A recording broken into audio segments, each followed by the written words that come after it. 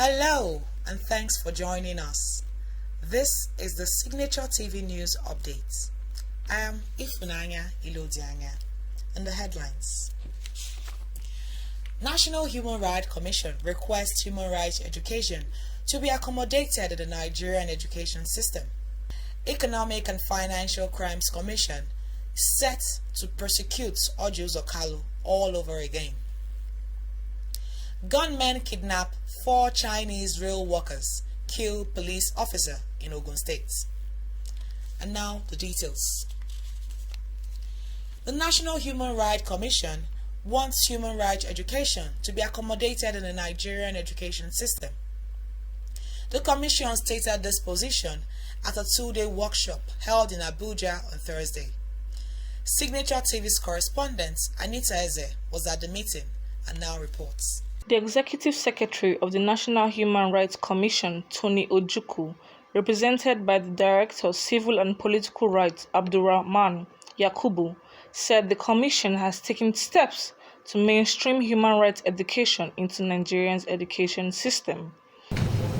The goal of Phase 1 and Phase 2 of the World Programme is to mainstream human rights education in the school system in order to guarantee a secured country where there is dissemination of knowledge about human rights, and also to promote universal respect for and observance of all human rights and fundamental freedoms. The Secretary of the Federal Capital Territory Education Board, who is also the Director, Institute for Human Rights, Husseina Abdullahi Alkali, who delivered the goodwill message from the Danish Institute for Human Rights, commended human rights and education institutions for creating a strong framework to drive human rights education in Nigeria's education system. In the case of Nigeria, the results that emerged from the survey have been very positive, as the Ministry of Education, the National Human Rights Commission, and the Office of the Senior Assistant to the President on Sustainable Development Goals, the Nigerian Education Research and Development Council, the Universal Basic Education Commission, the National Universities Commission, the National Commission for Colleges of Education, and the National Education Management Information System appear to have strong institutional histories and efficient programming. The Danish Institute for Human Rights has been collaborating with the Nigerian Human Rights Commission in the last 1 year to improve respect for human rights in Nigeria, as well as human rights education. In Abuja, Anita Eze, SignatureTV. Chairman of the Economic and Financial Crimes Commission, EFCC, Abdul Rashid Bawa, has said former Abia State Governor Orji Kalu will be prosecuted by the agency all over again. The antigraft agency boss also said he is not perturbed over threats to his life, and he said he is determined to prosecute many pending cases under trial.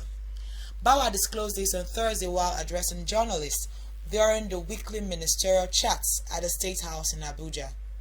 He gave insights into the ongoing prosecutions, challenges, and increasing cases of financial crimes since his assumption of office 100 days ago.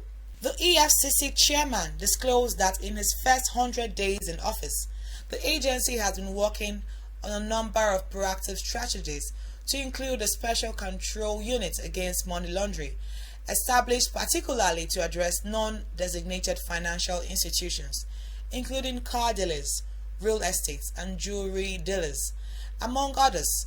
Bawa said he is confident that when the unit is fully established, corruption will significantly decline in the country. President Muhammadu Buhari on Thursday visited Maiduguri on a 1-day walking visit.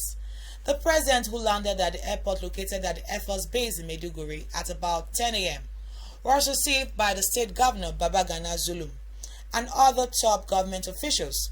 Students lined up the streets to receive the president. Military and paramilitary officers were also at the headquarters of Operation Hadin Kai to receive the president. The president addressed troops on the front line and commissioned some projects, including 4,000 houses which are part of the federal government's housing projects, as well as some local projects executed by the state governments.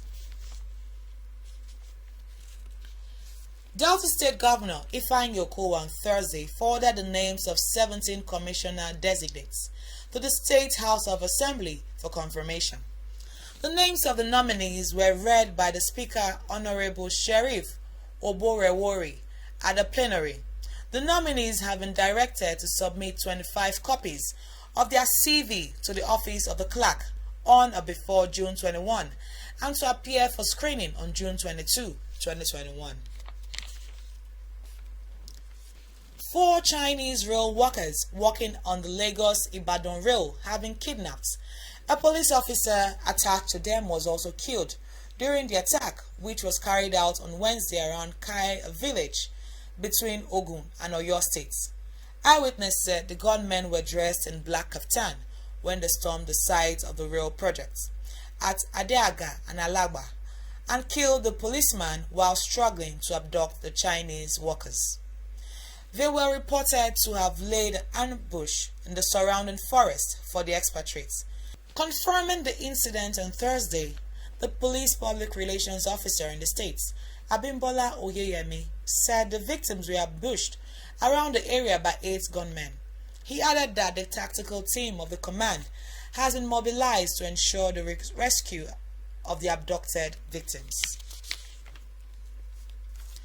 In business, the World Bank says Nigeria government has borrowed a total of 1.3 trillion naira since 2017 to ensure that power generation companies and gas suppliers receive enough payments to continue generating electricity.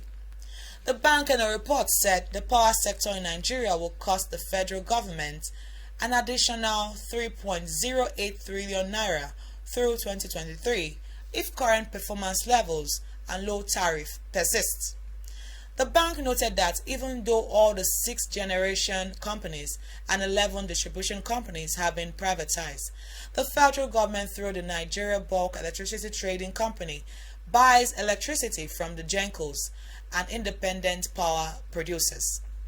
The bank noted that even though all the 6 generation companies and 11 distribution companies have been privatized, the federal government through the Nigerian Bulk Electricity Trading Company buys electricity from the GENCOs and independent power producers before reselling to the DISCOs. The report noted that the government through the Nigerian Electricity Regulatory Commission regulates tariff in the sector rather than allow market forces to determine it. It added that the transmission company of Nigeria was still strictly government owned. Nigerians pay less than the costs of production for electricity. The report said, adding that this resulted in revenue shortfall. Former President of Cote d'Ivoire, Laurent Gbagbo, boarded a flight in Brussels on Thursday to return home for the first time since he was ousted from power in 2011. Gbagbo was sent to The Hague for war crimes charges, of which he was later acquitted. There was a heavy police presence around Cote d'Ivoire's commercial capital, Abidjan, to head off any violence, even as President Alassane Ouattara's government and Gbagbo's supporters say they hope his return can help reconcile the country. Gbagbo's return comes after protracted negotiations between his camp and the government, with delayed granting him a passport until 2020 elections had passed. After Gbagbo announced the date of his return, the government initially complained that it had not been consulted, but later said he would be welcomed back in the interest of national reconciliation. 76-year-old Gbagbo had said little about the political role he might play in his return. Now to the world of entertainment. Let's join Blessing Adejo. It don't happen. It don't happen. It don't happen. Thank you, Ifunaya. Hello and welcome to Entertainment News. It's always a pleasure to have you join me on Entertainment segment. I am Blessing Adejo. Nollywood actress Iyabo Ojo has continued to drag her former personal assistant Bimini Adegbola on Instagram for ruining her business. In a lengthy post shared by her page on Thursday, the movie star accused Bimi of stealing from her and ruining her businesses at Ikeja years ago. She went on to share receipts of all the gifts she got for Gbemi before their relationship went sour. In her response, Gbemi denied stealing from Ojo, insisting that the movie star was broke at the time she worked for her. She also accused the movie star of physically assaulting her. Gbemi's response came after Ojo had accused her former best friend, Tosin Abiola, of associating with her despite their sour relationship. Media personality Toke Makinwa came hard on Ocho, who claimed her ex-husband Maje Ayinde gave her the fame and platform she enjoys today.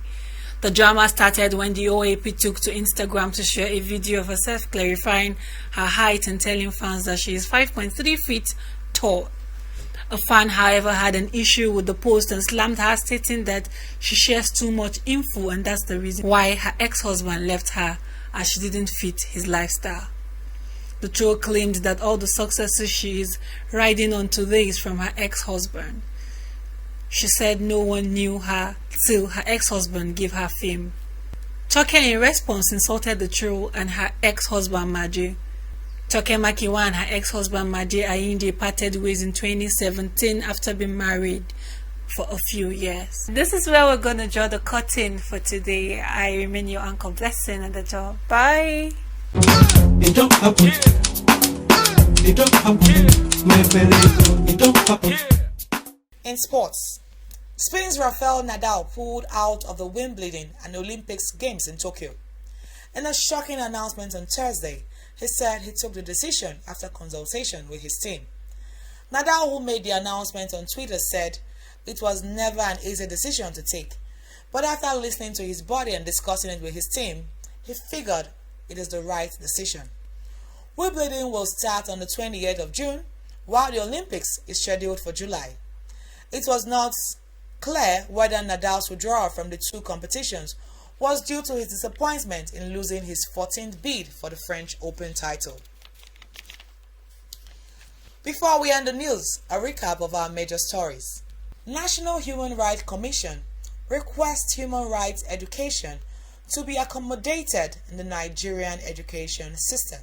Economic and Financial Crimes Commission set to prosecute Orji Kalu all over again. Gunmen kidnap 4 Chinese rail workers, kill police officer in Ogun State. Safety and security begins with you.